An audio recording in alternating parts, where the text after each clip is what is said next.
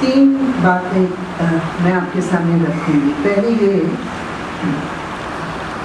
कि ये महाराष्ट्र की हमने बहुत चुनाव देखे हैं, लेकिन ये पहले चुनाव है जो बिल्कुल स्पष्ट रूप से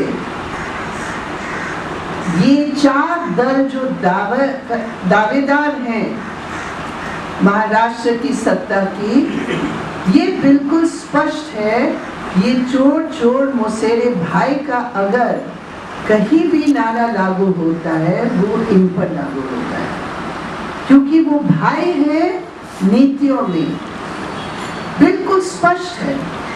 ये जितने भी दल है, बड़े कंट्रैक्टर्स की पक्ष, रियल एस्टेट की पक्ष और मजदूर किसानों की गला घोटने वाली जो भी नीति है, ये चारों दलों की बिल्कुल स्पष्ट है। ये गले घोटने वाले हैं और इसलिए मैं कहती हूँ चोर चोर मौसेरे भाई, नीतियों में भाई है। दूसरी बात, ये पहले चुनाव है जब जनता का कोई भी मुद्दा, उस पर कोई बहस नहीं है। ये अजीब बात है कि जब हम चुनाव के मैदान पर उतरते हैं तो चुनाव के मैदान हमारी पॉलिटिक्स का एक मंच है, और हमारी पॉलिटिक्स क्या है, हम विकास के कौन से रास्ते पर, हमारी कौन सी नीयत है, इस पर हम चुनाव के मंच को भी इस्तेमाल करते हैं। लेकिन महाराष्ट्र की जो लीडर्स अभी इन चारों को अगर हम देखें, और छुटका भाई भी है पांचवा, ये सबको अगर हम जोड़ के देखें तो बिल्कुल स्पष्ट है कि कोई नीति के संबंध में एक शब्द ये लोग बोलने के लिए तैयार नहीं है। क्यों? ये सवाल है हमारे सामने, क्यों नहीं? तो ये महाराष्ट्र का चुनाव एक ऐसे दिवालियापन पॉलिटिक्स का, ये हमने हरियाणा में देखा, आया राम गया राम की पॉलिटिक्स। अब ये हम लोग महाराष्ट्र में देख रहे हैं, आया राम गया राम महाराष्ट्र स्टाइल तो है ही। कौन तेलगी स्कैम का 4 साल में उनका सर्टिफिकेट लेकर आया है कि बहुत अच्छा वो 4 साल बिताया, और अमित शाह का वो उम्मीदवार बना है उसकी अध्यक्षता में, और उसके लिए नरेंद्र मोदी जाके स्वच्छ भारत का अभियान, तेलगी का अनिल बोर के हाथ मिलाकर स्वच्छ भारत का अभियान करने वाला है। ये हालत है इस महाराष्ट्र की चुनाव की। इस महाराष्ट्र की चुनाव की दिवालियापन यहाँ तक ये लोग पहुंचा दिए हैं कि एक महाराष्ट्र का लीडर जो सेंट्रल मिनिस्टर है, वो खुले शब्दों में कह रहा है कि पैसा आएगा पैसा लो। ये नितिन गडकरी, उसकी क्या नीति है, उसकी क्या नियत है, ये इससे बिल्कुल स्पष्ट होता है, क्योंकि नीति में 0 और नियत कहाँ है ये स्पष्ट है। तो जब नीति नहीं है तो काला धन लगाकर लोगों को वो प्रोत्साहित कर रहे हैं कि देखो हिंदुस्तान का कितना बड़ा जलवान है कि तुम्हारे वोट के लिए हम पैसे तुम्हें दिला रहे हैं। There should be a case against him। हम तो ये मांग करते हैं, इलेक्शन कमीशन न जाने क्यों इतनी नरम जो है वो ले रहे हैं, तुरंत उसके ऊपर करप्शन के संबंध में केस लगना चाहिए, क्योंकि करप्शन के अलावा ये कुछ नहीं है। साफ साफ ये करप्ट प्रैक्टिस है, और करप्ट प्रैक्टिस के आधार पर नितिन गडकरी के ऊपर केस लगाओ और उस केस को चलाओ। ये एक बात हो सकती है अगर महाराष्ट्र की पॉलिटिक्स में कोई नैतिकता लाना है। और तीसरी बात, गुजरात मॉडल यहाँ नहीं चलेगा, क्योंकि गुजरात मॉडल महाझूठ के आधारित मॉडल है, ये सब जानते हैं। गुजरात में स्वर्ग है, ये गुजरात के मजदूर और किसान की हकीकत कुछ और कहानी जताती है। गुजरात स्वर्ग जरूर है कुछ लोगों के लिए, उनके नाम भी आप जानते हैं, अडानी हो, अंबानी हो, बाकी सब हो, उन सब के लिए गुजरात स्वर्ग है। तो गुजरात का मॉडल महाराष्ट्र में नहीं चल सकता है, तो आज मोदी मॉडल है। मेरे ख्याल पहली बार हमारे देश के इतिहास में एक प्रधानमंत्री को ये लग रहा है कि मुझे मोदी मॉडल लेकर ही मैं महाराष्ट्र जीत सकता हूँ। और ये मोदी मॉडल क्या है? ये मोदी मॉडल भी 100 दिनों में लोगों को समझने का बहुत अच्छा मौका मिल गया है।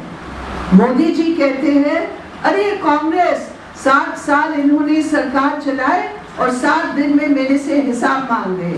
मोदी, सोनिया गांधी या राहुल गांधी या मनमोहन सिंह या कांग्रेस को जवाब देने की जरूरत नहीं है, लेकिन जनता को तो जवाब देना पड़ेगा, और जनता जवाब चाहती है।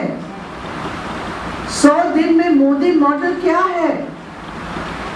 100 दिन में मोदी मॉडल, मोदी की जबान पर विकास का नारा और हिंदुस्तान की धरती पर आरएसएस का विकास का विनाश का काम। विकास जबान पर और विनाश का काम जमीन पर, ये है मोदी मॉडल।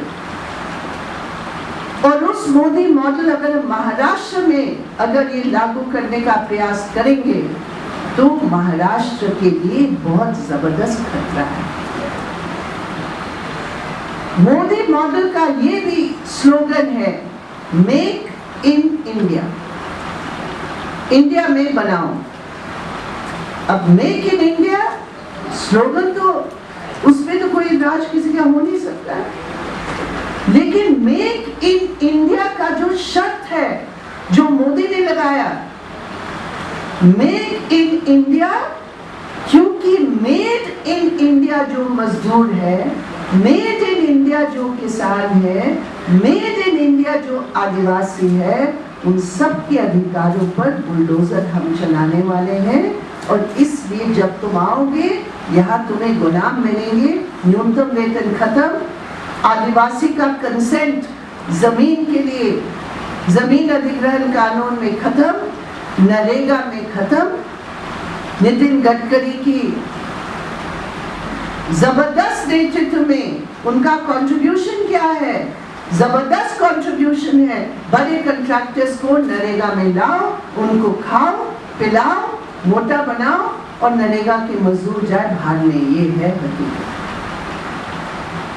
इसलिए ये मोदी मॉडल 100 दिन में जो स्पष्ट आया है, उस मोदी मॉडल के आधार पर महाराष्ट्र की जनता कभी भी कोई विकल्प कांग्रेस और एनसीपी की नीतियों का कभी नहीं वो पाएंगे। उसमें हम ये मानकर चल रहे हैं कि महाराष्ट्र में इस बार एक वैकल्पिक विचार, जहां जहां लेफ्ट मजबूत है, जहां जहां हमारे संघ में साथ लड़ने वाले जो हमारे दल है, जहां उनका मैस बेस है संघर्षों के आधार पर, वहां हमारा ये प्रयास है कि हमारा महाराष्ट्र की असेंबली में एक मजबूत हम लोग एक ग्रुप बनाए जो इश्यूज, जो जमीन की इश्यूज है, उसको लेकर हम लोग महाराष्ट्र की राजनीति की छवि को प्रभावित करना चाहते हैं।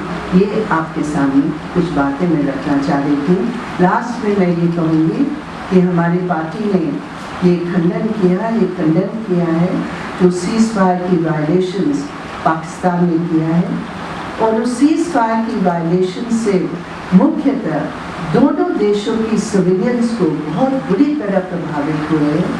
आज भी हमारे साथी हमारे अस्पताल में हैं। पता चला है कि आज भी कुछ लोगों को रिलीफ कैंप्स में शिफ्ट करना पड़ा। तो इस सीमा के सीज फायर वायलेशंस के कारण सिविलियंस मारे जाते हैं, सिविलियंस का जो भारी नुकसान होता है। इसलिए ये अनिवार्य है कि हमारी सरकार जिम्मेदारी के साथ एक रास्ता निकाले जिसके आधार पर ये सीज फायर की वायलेशन समाप्त हो। मैं ये समझती हूँ कि बातचीत के अलावा कोई रास्ता नहीं है। आज मुझे पता चला कि मोदी जी ने कहा कि don't bring politics into cease fire issues. जिंदगी भर तो उन्होंने पॉलिटिक्स ही किया सीज फायर पर, जिंदगी भर तो जिंगोइस्टिक स्लोगन्स लेकर उन्होंने अपना वोट कमाया है, तो जिंदगी भर उन्होंने किया है। आज हमें जो करने वाले हैं वो हमें आज सलाह दे रहे। खैर, अगर आज उनकी कुछ समझ बनी है वो ठीक है। वाकई में पॉलिटिक्स का सवाल जहाँ तक है, पॉलिटिक्स इस बात पे सच्चा पॉलिटिक्स होगा अगर पाकिस्तान के साथ हम एक ठोस मतलब प्रयास करके, हस्तक्षेप करके हम ये सीज फायर वायलेशंस को समाप्त करें और वहाँ एक बार फिर शांति लाने का हम प्रयास करें।